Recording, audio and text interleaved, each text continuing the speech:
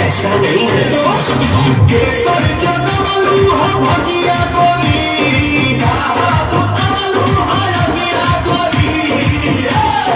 हरी हरी हमी तो हर छूटल कवन भगिया गोरी हरी हरी हमी तो हर छूटल कवन भगिया गोरी। नमस्ते लंदन।